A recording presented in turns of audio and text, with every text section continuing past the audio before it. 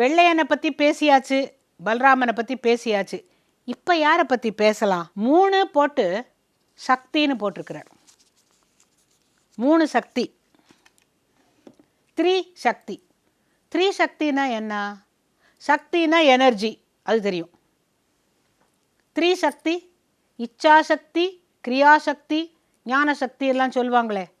இந்த 3 என்ன? நீங்கள் இங்கேன்னு கோவிலில் போய் பார்த்தீங்கன்னா, இப்போ கருவறையில் ஒரு அம்பாள் இருப்பாள், அழகாக இப்படி கையில் இப்படி வச்சுக்கிட்டு அதில் ஒரு கிளி இருக்கும். அந்த சுற்றி இருக்கிற கோஷ்டங்களில் 3 தேவிகள் இருப்பாங்க. யாரையான்னு கேட்டிங்கன்னாக்கா, இது இச்சாசக்திங்க, அது ஞானசக்திங்க, அது கிரியாசக்திங்க. அப்படின்னா இச்சாசக்தி, கிரியாசக்தி, ஞானசக்தி, அதையே திருப்பி சொல்லிடுவாங்க. அது தெரிஞ்சுக்க வேண்டாமா? இச்சாசக்தினா என்ன? விருப்பம். இச்சைனா விருப்பம். இப்போ 3 பேரும் 3 விதமான சக்திகள், தாய்மார்கள் அப்படின்னு நினச்சிக்கணும். ஒரு அழகானவ, நம்ம அம்மா தான் அழகுன்னு எல்லா குழந்தையும் நினைக்கும். எனக்கு ஒன்று ஞாபகம் வருது. தீப்புண்ணால் கருகிய முகத்தை கொண்டவளுக்கு பிறந்த குழந்தை அவளோட முகத்தை பார்த்து அப்படி சிரிக்கும். நமக்கு வேணா அவள் தீயினால் கருகி இருக்குன்னு நினைப்போம். அந்த குழந்தைக்கு அவள் தான் அழகாக தெரியவா. அதுபோல தான் இந்த இச்சா சக்திங்கிறவ அம்மனே, அதாவது பரம்பொருளாகிய அந்த தேவி 3 வித சக்திகளாக நம்மில் இயக்குகிறாள். எப்படின்னு கேட்டால், இச்சா சக்தி. நம்ம ஒன்று சாதிக்கணும் அப்படின்னு நினைக்கிறோம்னாக்க, விருப்பப்படுறோம்ல, அதுக்கு ஒரு சக்தி வேணும். எனக்கு ஒன்றுமே வேண்டாம், எத்தனை நேரம் ஒன்றுமே வேண்டான்னு உட்காந்துருப்பீங்க. இந்த மனக்குரங்கு என்ன பண்ணும்? ஒரு பாயசம் சாப்பிட்டா நல்லா இருக்கும் அப்படின்னு நினைக்கும். ஒரு ஆசை, இச்சா சக்தி. அப்புறம் ஞானம் அப்படின்னாக்கா அறிவு. பாயசம்னா எழுந்து பண்ணணும்ல, அரிசி எடுத்து லேசாக வறுத்து பொடி பண்ணி பாலில் போட்டு வேக வச்சு எல்லாம் பண்ணணும்ல, அந்த அறிவு வேணும். கிரியாசக்திங்கிறது செயல்படும், அது நிஜமாகவே அரிசி எடுத்து பாயசம் செய்யும். இப்போ இந்த 3 வித சக்தியும் இருந்தால்தான் நாம் வாழ்க்கையை நடத்த முடியும். இப்போ இந்த 3 வித சக்தியும் ஒரே உருவமாக இருக்கிறது தான் அந்த மீனாட்சி, காமாட்சி, விஷாலாட்சி போன்ற தெய்வங்கள். ஆனால் இந்த 3 சக்தியும் தனித்தனியாக இருக்குது தெரியுமா? எங்கே தெரியுமா? இச்சா சக்திங்கிறது மேலூர், மீஞ்சூர்கிட்ட இருக்குல்ல, அங்கே திருவுடை அம்மனாக விளங்குகிறாள். அப்புறமா திருவொற்றியூரில் வடிவுடை அம்மனாக இருப்பது ஞான சக்தி.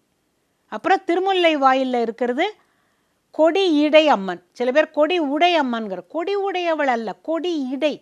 அதாவது ஒரு மெல்லிய கொடியை போன்ற மென்மையான இடையை உடையவள் அப்படிங்கிறதுக்காக அதுதான் கிரியாசக்தி.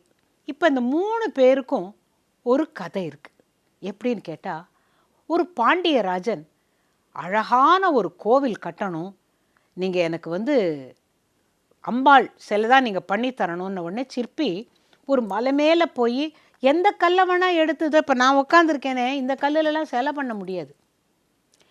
அந்த சிலை பண்ணுறதுக்குன்னே சில நீரோட்டம் உள்ள கற்கள் இருக்கும், அது அந்த சிற்பிகளுக்கு தான் தெரியும்.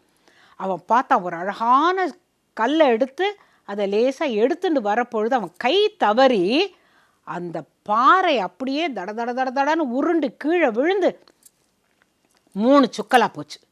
இவர் ஓடி வரார். ஐயோ, என்னோட அசட்டுத்தனம், நல்ல கல், அது போய் 3ஆக உடஞ்சி போச்சு, இனிமேல் நான் என்ன பண்ண போகிறேன்னு சொல்லிட்டு தன்னோட கையை துண்டிச்சுக்க போகும்போது பிரத்யட்சமாகி அம்மன் சொல்கிறா, நான் தான் 3 சக்திகளாக இருக்கும் நானே தான் அந்த கல்லை உருளச் செய்தேன். நீ 3 விதமான சிலைகளை பண்ணி 3 கோவில்களில் நிறுவு அப்படின்னு சொன்னதுக்கப்புறம் அவர் கண்ணீரெல்லாம் தொடச்சிக்கிட்டு, தாராளமாக பண்ணுறேன் தாயே அப்படின்னுட்டு முதல்ல வடித்தது தான் இச்சா சக்தி. அது எங்கே இருக்குதுன்னு சொன்னேன்? மேலூரில்.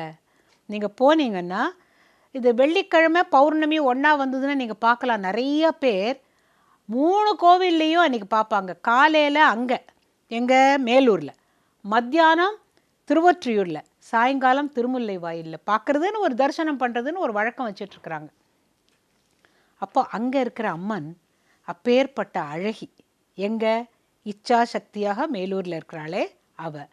அப்புறமா திருவொற்றியூரில் இருக்கிறவ ஞான சக்தி, அறிவை தருபவள். அவளையும் தாண்டி இங்கே வந்தோன்னா திருமுல்லை வாயில் ஒன்னொன்றுக்கும் ஒரு கதை இருக்குது, சொல்கிறேன்.